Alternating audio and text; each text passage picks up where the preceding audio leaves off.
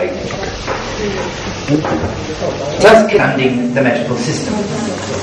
The meter has to do with the way that both the vowels and the consonants are presented in a particular line of a poem. And I could spend about 2 hours drawing on the board and everything to do this. But I'm just going to present an example of a metrical pattern that is fairly straightforward, but in two different ways. So I want to begin so Allah sunti ogire ho ebe ho sahi khara ho sararabiya ho ebe ani waliga ho ebe ho ku'adiyun ku'achogeya ho ebe hari girne man lahine ho ebe ho geri warma lahe ho ebe okay ana giga man hi ana kas يعني هستي يعني وحي لهي ميزان هسكر وحي لهي ميزان هوي أيدو يري محكي يري ما يماربا هوي تاجنا ورو توسو بحو توجس كأي وحنا ملا فكا هسيه مد غير والو ترياري يعني والو قال بكلام وحلو قال مقشة زمان marka laakiin hadii loo fiirsado miisaanka waa isla god ma yani luqda ama sida ay ku dhacaan labadii heesood sida ay ku dhacaan dhagta way ka duwan yihiin laakiin hadii loo fiirsado miisaanka waa isla god. So both of those little sort of work songs have the same metrical pattern. This was also used in the 1970s. Ahaddi, in the beginning of Ahaddi by Hadrawi, for example, uses this Makalai Warlai, and Gardier himself used it, and other people have used this metrical pattern in more modern poetry. So the same meter, but different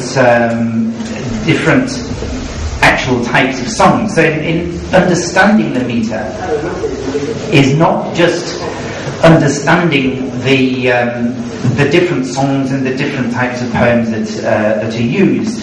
It's understanding how it sort of falls on the ear, and we can then write it. Midkala gabaygu wuxuu leeyahay walaadheer magarateen يعني وحاجة بقى لو قارئ وقام سمية وحاجة لقارئ كأجي قيمه هي قرف حول وحلوة ولي واقع ما جاي سيد محمد عبد الحسن باكري وبيت دار هذه لو تفسدوا بلوغة لكن وحلا حلا يعني إسلقت مقالة وراي وحاجة بقى لو وحاجة لقى قرف حول وحا فردها فوق وحلو قارنك قبل أور وحا يوحنا منه سو ويسبقون لكن قد كي وقد داش هذه لو فشلوا ميزانك قريقا ولغا قيبوت وشقلنا يوشبناياش. So the metrical pattern is made up of determining and حبيت حد يقول حد على الصومالي على إنجليزي قوانا كحد لكن هذا لو في الميزان هو شقلو شبنايا. So شقلنا سيجار أحبالوها بيا شبنايا شو سيجار أحبالوها بيا and لكن yes. So, I mean, basically the metrical pattern is determined by the pattern of the vowels and the consonants. And what's interesting is that it was only through the writing system actually being introduced in 1972 that Gardier was able to actually write this down, and then others were able to write it down as well. And he did tell me that it was not just writing it down, but actually it helped in developing the ideas he had about how it actually works. And of course, for scholars who worked on this and written articles about it, like Giorgio and myself and John Johnson and Ablaye Didi Goulet and others who have written on this, that we only do it in writing. But we have to always go back to the voice. So,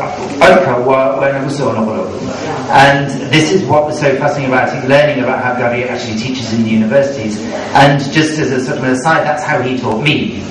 I'd never met him, and then in 2001 I went to Hargeisa to meet him in order to learn more about Mizanka. And so he had me doing these exercises, how to learn all these different things and actually present them. The actual rules are pretty complex, and we just simply don't have time to go into them. But for many people here, they're actually all in your head. They're just there. It's part of knowing the Somali language for a lot of people. Not everyone, because not some of the young people here, they may know Somali, but they don't acquire the metrical patterns. And I've had people come to me, young people who make poems, and they listen to poems and they can't tell whether it's right or wrong. So just to understand the metrical patterning, it took the Somali writing system for Garia to write his original article and to actually determine these things. But for something like meter, writing actually it's an interesting way of looking at it, but it's pretty dry. One has to sort of really hear this thing. And then, for somebody like me, coming to Somali and learning it as a foreign language, actually to be able to understand this by hearing it is even more difficult. I can look at these things and say, yes, that was that, blah, blah, blah, and I can tell if it fits the meter or not on writing. But my ear is still learning to hear it. And with certain of the meters, I can sort of hear it now. But I would never trust my ear.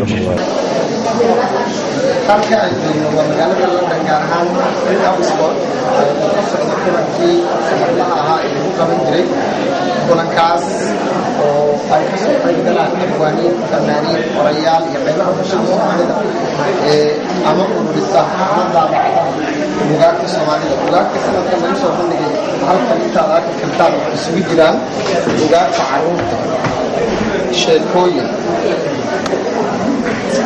kuwa caafimaadka gabayo ama mahmahooyin buugaag laga sameeyay waxa ku jira sheekooyin jacayl waxa ku jira buugaas nolosha ka hadlaya Aria taan kala loo raasanayo Abdullah Yusuf buugan waxa ka sameeyay hadalkiisa islaamad kaana ilaa qabl sharis fadhigoodu yahay Sweden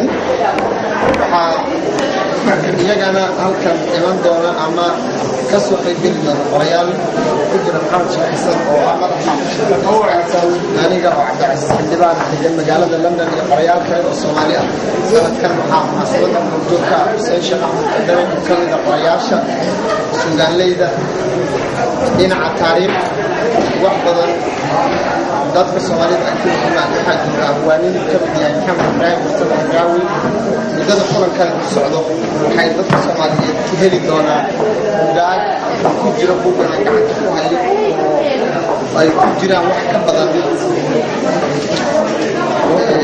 laba kun oo mahayada Soomaalida ah iyo macnahooda ama ujeedada loo dhigo ma aha oo kaliya wax ku qoran mahmahayo laakiin ujeedada laga leeyahay ama ay lahaan karto macna ahaan mahmahayadaas sidaas darteed waa bishii Oktoobar 2012 kulankan wuxuu ka soconayaa kana socon doonaa Oxford House muddo 7 wuxuu biloobay 19 bishan Oktoobar wuxuu soo gabagaboobayaa 8 bisha Oktoobar isla sanadkan